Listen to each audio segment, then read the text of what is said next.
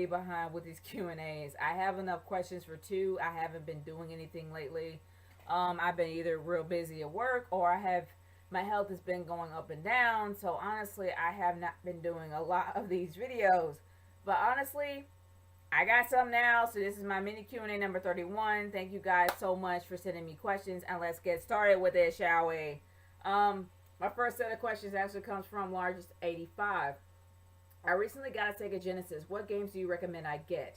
I love Streets of Rage. I love beat 'em ups, and I also love anything Sonic. I actually did have the listing of all of my Sega Genesis games for my mini Q&A. So 30. So I'm probably put a link down below if you honestly want to see it.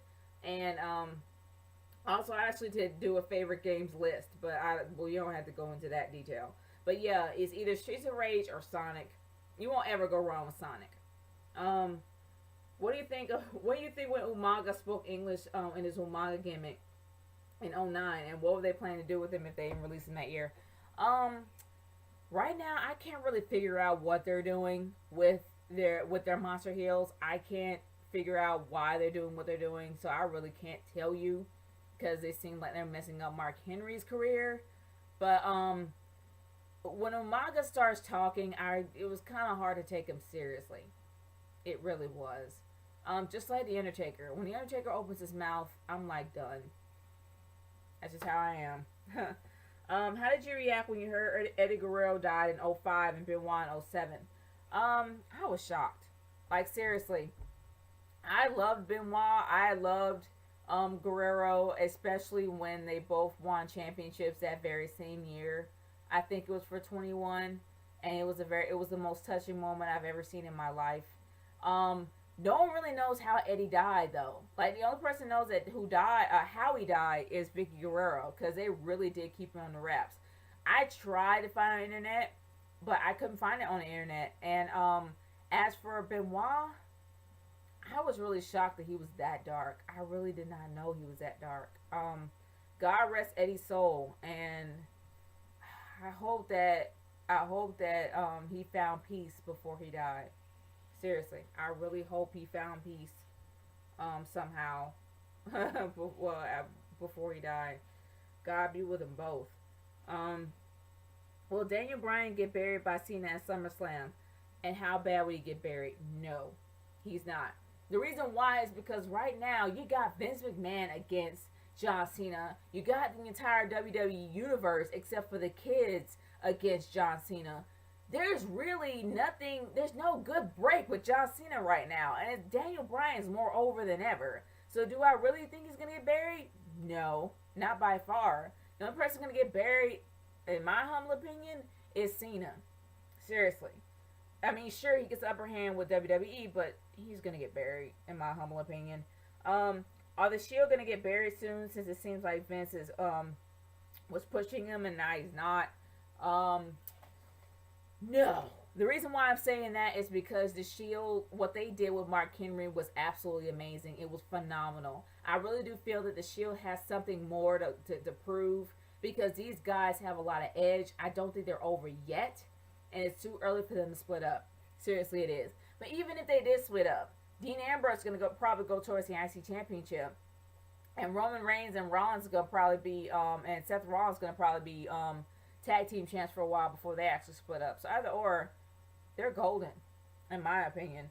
Moving on from there to Real Harold. Thank you, guys, for sending me questions. Will you ever cut your hair into a flat top or mohawk? No. What if I accidentally killed Daniel Bryan? Not doing any death questions. Sorry. What if Mr. Perfect came back and managed his son and feuded with him, feuded with his son Curtis Axel? It wouldn't be the first time, because Cody Rhodes did that with his dad. Ted DiBiase did that with his dad. But the only difference is if Mr. Perfect did it with Curtis Axel still wouldn't matter. It's Mr. Freaking Perfect. Sorry, he's gonna be number one always over his son. My bad. But seriously, for real, Curtis Axel will still not matter. I mean, his career Well, I mean, as a character, he wouldn't matter. As a person, I'm not gonna go there. But I'm saying, like, as a character, he wouldn't matter. Um, Good question though. Has anyone ever told you look like the Lex Man with dreads? No, not freaking the Lex Man. Okay, I am not a dude. I am a woman. I'm a chick. Okay, and these are not dreads. They are twists. Hence me pulling them and then popping back up. They are twists, not dreads. Okay, dreads. If I pulled it, it would break. But these are two-stranded twists. My hair is kiki curly. When it's actually wet, it looks like this. But I am not the Lex Man, okay? Not the Lex Man. But moving on from there. Have you ever played Donkey Kong Country games on Super Nintendo? Yeah, but I couldn't figure out the controls. That's why I stopped playing them. How many white guys have you dated in your life, and would you marry a white guy? Yeah, I would marry one, and I've dated two. But the two that I've dated look like wrestlers.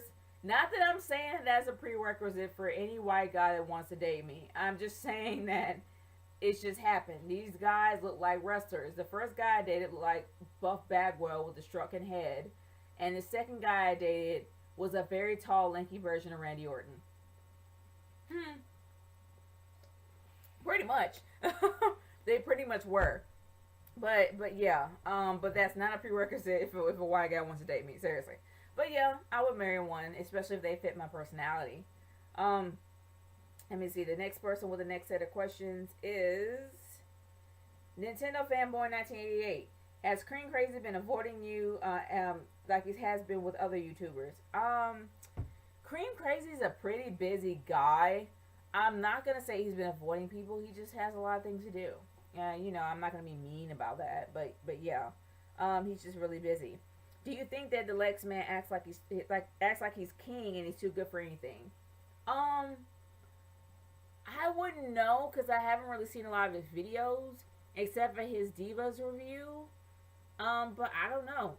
Besides the fact I don't look like him, but I have no beef with the Lex Man, and also I don't think so. I haven't really watched a lot of his videos, so I really wouldn't know. What do you think of myself, largest, and Final Limits being smokers, and would it bother you to hang out with one of them in real life? Well, yourself, largest, and Final Limits. I got no beef with smokers except for the fact is I wouldn't want them to smoke in my house or in my car. Period. I just don't like the sweaty bacon smell. I'm sorry for the guys that I know that smoke. They smell like sweaty bacon. I'm sorry. So no, can't smoke in my house or in my car. But if you want to hang out, fine. Just as long as you don't blow smoke in my face. That's just rude. Moving on from there. Okay, do you think Large 85 is bipolar? He sure seems that way. No, I wouldn't know. I haven't really met the guy. What do you think of these people? The British Fist, Chase Oliver, and Mark Pearson, the British guy with dreads. I haven't heard of Mark Pearson. I don't watch his work, but I am gonna say that I'm gonna have to watch his work now because now I'm curious. Chase Oliver is hilarious. He's a guy that has the best sense of humor I have ever seen. He is funny, especially when he's on Twitter. If you guys are watching TNA and you're on Twitter, watch this guy on Twitter. He is hilarious. He is really funny. By all means, follow him on Twitter. He is very, very funny. Very funny guy. And the British Fist. Those two they're like, they're like my brothers across the pond. Like, seriously, I love those guys. Daniel Parkin, there's not a chance that anytime I talk to him, I am always laughing. Like, seriously. When I have a chance to talk to this guy on Skype, he will make me laugh to no end. Like, he can say the word the, and I'll just start bawling. Like, seriously, it's just hilarious. Every time we have a chance to talk, he is a very funny guy to talk to. Seriously, he really is. But he's a pretty busy guy now, and now that he's off the market, yeah, he's going to probably be a tough guy to catch. But if you have an opportunity to talk to Mr. Parkin, by all means do. He's a very funny guy to actually talk to. NJ is the sweetest guy I've ever met. Seriously, he is. It's really great to talk to a wrestling fan that has a whole fan perspective. And also, he's a very cool guy to talk to, especially when you're feeling down. He'll do anything he can to make you feel better. He'll do anything he can to lift you up. And if he knows it's your birthday, he will do something really great. And I mean, I'm going to show you this. This is what NJ made for me on my birthday. Like, I told him that it's my birthday, and he made this for me, and he sent this to me, and I actually framed it, and I put it on my wall because it was a really nice thing. I had no idea that he was going to do that. Like, seriously, he is a very sweet guy to know. If you have an opportunity to talk to NJ, please do. He's a very nice guy, very cool guy to get to know and talk to. Moving on from there, what are your thoughts on Real Harold and why you say he loves his name? Because he spams my comment section with his name always. That's why I said that. Moving on from there, to WCW 3, count 1, 2, 3. What do you think of Waylon Mercy? Can you compare him to his Bray? Can you compare his gimmick to Bray Wyatt's gimmick? Good grief, I'm tongue tied. I haven't watched Waylon Mercy, so I don't really know his work. But I love Bray Wyatt. Seriously, I love anything Bray Wyatt. Like, I love Bray Wyatt. Seriously, I really do. I haven't seen him perform fully, unlike NXT, but I have seen him in WWE, and I love what they're doing with him. Seriously, I do. But yeah, I have to go back and watch Waylon Mercy. Do you like rice cakes and rice snacks? Oh yeah, really do. How bad is Daniel Bryan's career going to be after Cena buries him at SummerSlam? He's not going to get buried, okay? Daniel Bryan is not going to get buried. He's not going to get buried. It will not happen. Stop saying that. And the reason why is because he's way put over, and John Cena has so many things against him. There's no way that John Cena is going to bury him. No way. Stop saying it. Moving on from there. Have ever watched the movie Triple Dog? Nope. How did you react when Brittany Murphy died in December 2009? I was really shocked. Like, seriously, I was really shocked when Brittany Murphy died. I still can't get over the fact that she's gone. I loved her in Sin City, and it really broke my heart to actually see that she passed away. Have you ever woke up with a video game song stuck in your head? Oh yes, I have. Anything Sonic, seriously, anything Sonic has really got stuck in my head always. So far, it's either been Chemical Plant Zone or Speed Highway. So far, one of those. And I'm playing Sonic Generations right now. So yeah. Oh yeah, I got the nostalgia going. So it's all in here. It's all in here. All in here. And my final set of questions comes from Roy Poon. Good name, man. Good name. What are your top 3 Mortal Kombat fatalities? Baraka is always my favorite character to play with, so I have to say Baraka's when he splits you in half. I don't know what it's called, but when his first fatality, when he splits you in half, and this is all Mortal Kombat 9. Noob's first fatality, Make a Wish. Yeah, you can probably guess what that is. And for those that haven't seen it, I will try to find a link to it, and I will put it in the description box below. And also Shao Kahn's Red Rain. I'm calling it Red Rain. It may have another name, but I'm calling it Red Rain, and you'll know what it means when I actually do show it. Yeah, Red freaking Rain.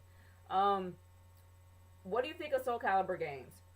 They're cool. They really have changed. It's really difficult to play now. It's not as easy as Soul Calibur 2. They have better endings because the ones that before I think Soul Calibur 5 didn't have any. And I loved Weapon Master mode for Soul Calibur 2. I love it. It gave you the option to get the legendary weapons, which made it really easy to beat the game. But I don't think they had that mode.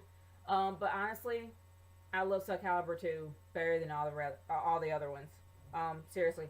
What are your thoughts on Chris Sabin beating Bully Ray? Why And it's not because I don't like Chris Sabin. I mean, Chris Sabin's a great wrestler. He is. But the whole premise of the middle-aged mafia coming back was to take out the Aces and Eights. The only way to do that is to take the belt from Bully Ray. But now Chris Sabin did it, so why? I don't know. That's all I have to say is why. And does TNA do a better job in what is it? Does TNA do a better job pushing new talent in WWE? Yeah, by far, way by far. Do you think Chris Sabin was in the WWE and seemed to get pushed to face Cena for the title? And do you think he would stand a chance against beating Super Cena, or will Super Cena overcome the odds? One thing I'll say about John Cena is that the only way that he will push you over is if he believes you deserve it. Like, if he thinks that you actually are worthy enough to have the belt, then he will probably put you over. I mean, that's from my perspective. I don't know the guy, but I will say that it's a possibility that could be it, because I really don't think it was genuine when he was talking about Daniel Bryan, and that's why I'm only going by that. So I really feel like if Chris Sabin had a lot to offer, he'll do whatever he can to put you over. But if he doesn't feel like you're worth anything, he's not going to do much. That's how I feel about it. But thanks, guys, for sending all these questions. If you have other questions for me, please send them to my YouTube inbox or via Twitter at RKA30, hashtag NatureGirlQ&A. It's NatureGirl30 signing off. Peace out. Later.